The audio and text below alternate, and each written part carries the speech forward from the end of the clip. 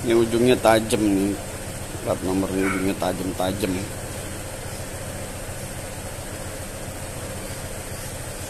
Jadi hati-hati penempatannya.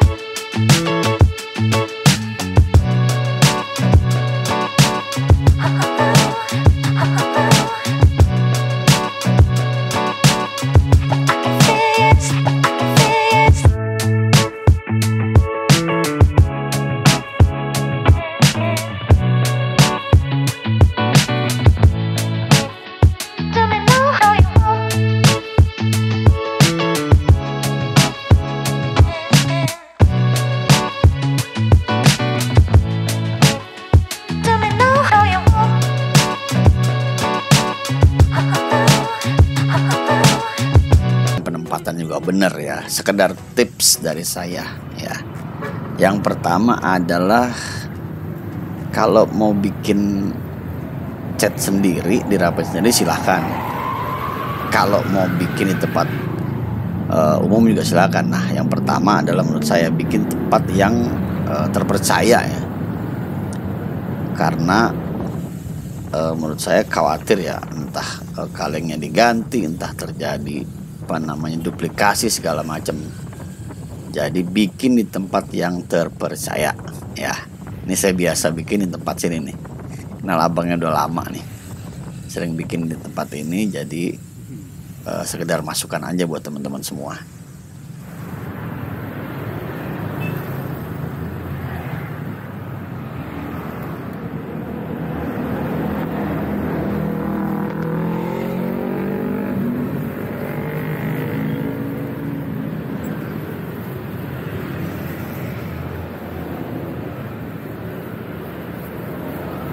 Cat ulang doang. Dicat ulang doang biar rapi. Warnanya hitam dop gitu ya. Berapa duit? Paling besok dia jadinya. Ya udah nggak apa. Kalau yang cat ulangnya kayak begini-begini kan. Ya gitu dah. Kalau bisa gedean dikit biar gemukan. Itunya ponnya. Cuma tergantung permintaan orang. Siap. Jangan berapa duit? Kalau yang kayak gini dia bayar 95 di belakang. Lama amat, mahal amat. Masa gitu bang, dia memang pakai skotlet itu. Jangan, nggak usah pakai skotlet, cat aja. Skotlet copot. Kalau pakai cat mah dia kurang bagus. Kayak gini. Coba lihat skotletnya gimana sih? Hah? Coba. Semuanya mah mobil motor kalau yang dirapiin mah pakai skotlet semua itu. Oh enggak, gua waktu bikin di sini enggak. Yang ini. Hah? Itu bikin di sini. Oh, berarti dikuas, berarti harus digetok ulang lagi. Emang ini pakai skotlet ya? Iya. Enggak usah, coba nih. Ini saya bikin di sini nih. Tuh, nggak usah ada skotlet, ya biasa aja. Nanti kayak gini berarti. Oh ini mah bukan plat aslinya nih. Iya, Enteng ini mah. Ya nggak apa-apa, tapi agak tebelan aja. Hah? Ya, agak gedean. Dia mah ngikutin cetakannya. Oh ngikutin cetakannya ya, nggak bisa diituin ya. Ikutin aja.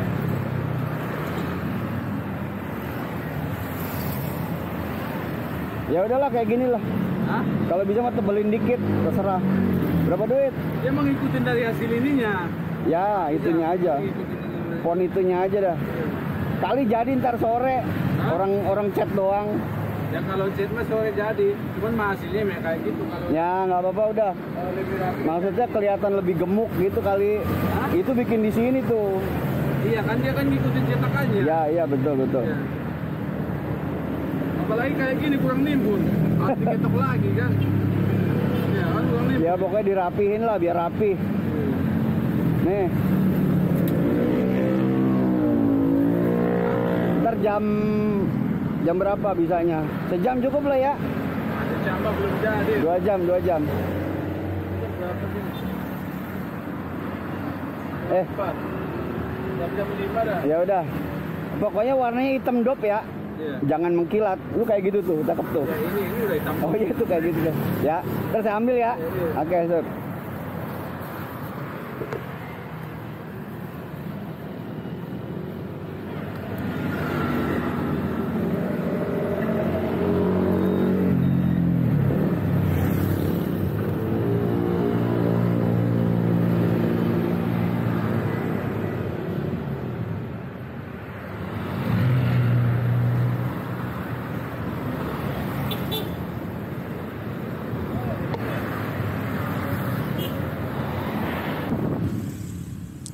Ya teman-teman, biayanya saat ini buat saya 50.000 untuk cat ulang ya, karena biasa segitu juga saya biasa bikin ya.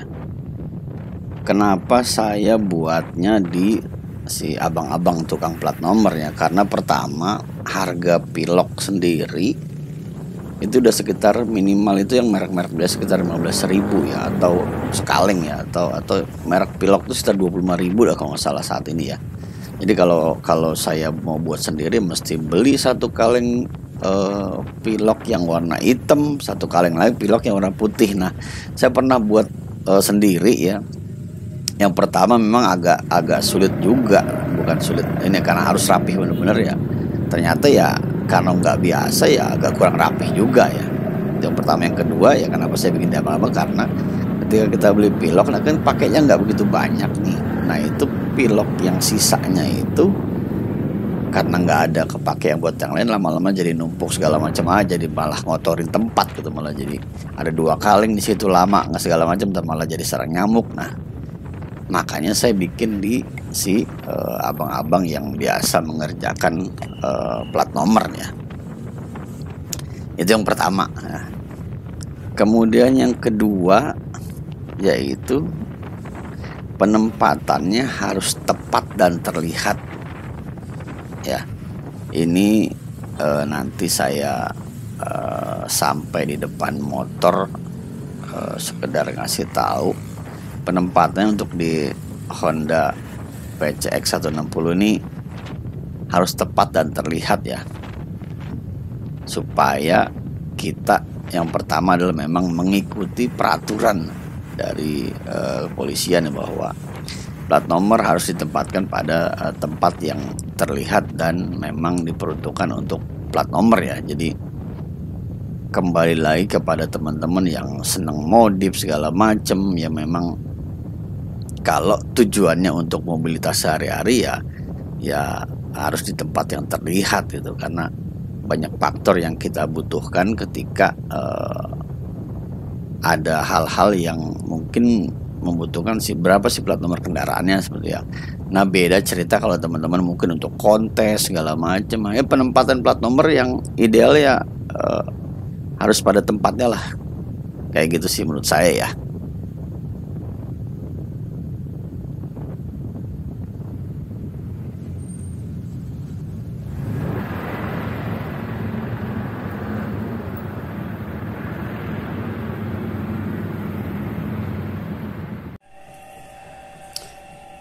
Ya teman-teman, kenapa saya bilang penempatannya harus tepat dan terlihat ya? Karena biasanya masing-masing ATM itu telah memberikan tempat untuk si plat nomor ini ditaruh ya.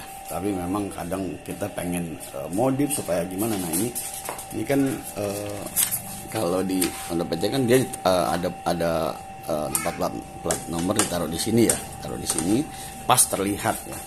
Kemudian juga yang di belakang ya memang sudah ditempatkan, ada tempatnya, ada case-nya seperti ini, karena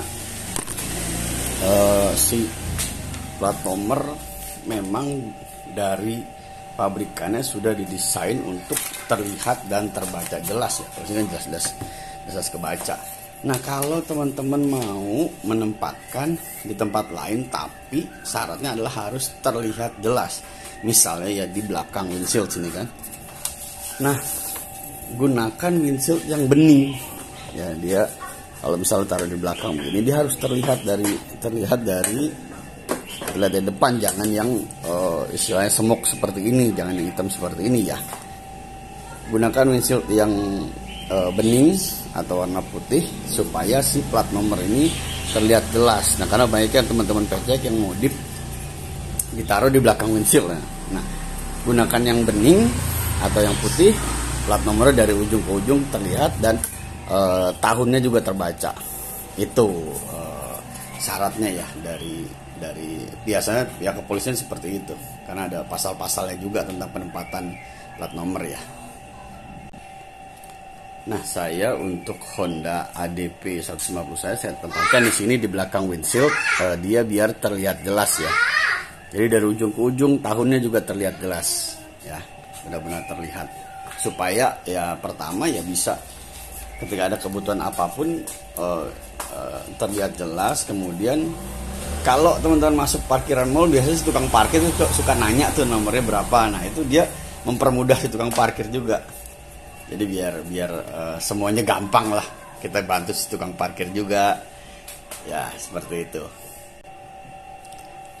Kemudian selanjutnya yang ketiga jangan memodifikasi font ataupun menambah ya. Karena biasanya teman-teman pengen misalnya hurufnya pengen dibuat bagus segala macem, atau didempet-dempetin supaya terbaca jelas segala macam. Kalau bisa jangan dimodifikasi apapun ya. Ini memang sudah dari sananya seperti ini ya. Dalam plat nomor biasanya harus terdapat stiker dari Mabes Polri, dan di sini ada Korlantas Polri, ada tulisannya. Jadi biasa dari sana seperti itu, karena ini plat asli, tidak boleh diganti-ganti ya. Seperti itu. Nah, yang keempat, pasang plat nomor beserta covernya ya. Covernya ya. Ini cover biasa udah dapat dari ATPM-nya, kalau untuk merek Honda udah dapat semua. Yang belakang juga ada covernya ya, dapat dari sananya ya.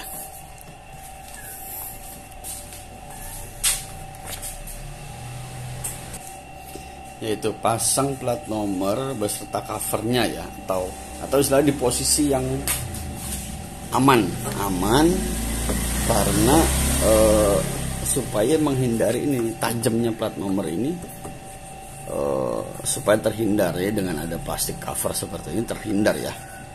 Jadi ini bahaya kalau yang punya anak kecil takut ke arah sini segala macam. Nah, saya juga nanti niatnya akan merubah posisinya, karena saya punya anak kecil takutnya dia ke arah sini. Nah, ini kan agak terlindung ya, suka kejedot takut ini. Nah, saya mau ini ganti yang bening, dia ditempatkan di dalam tapi tetap terlihat dan terbaca jelas ya.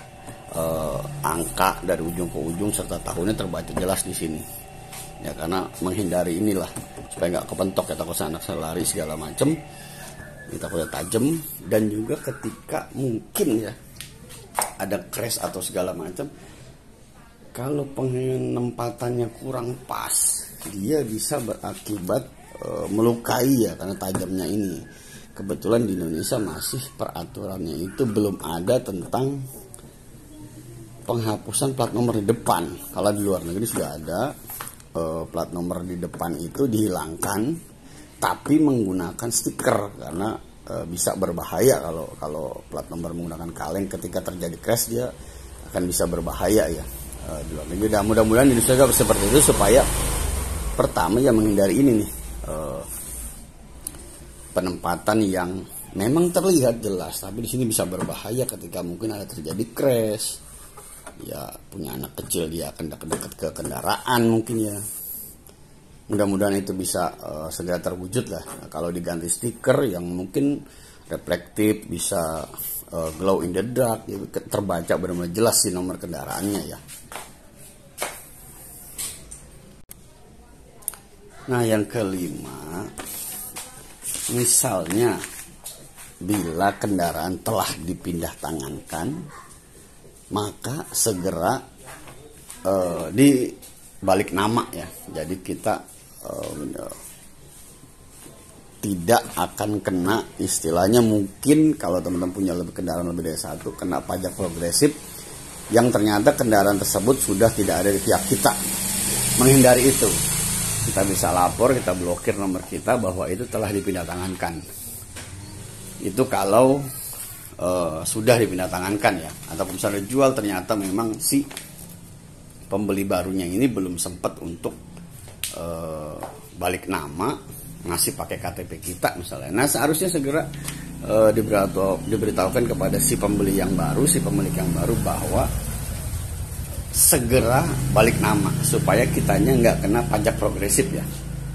Itu dari ya menyangkut tentang termasuk tanda nomor kendaraan juga lah ininya ya. Kemudian yang keenam ya paling gampang ini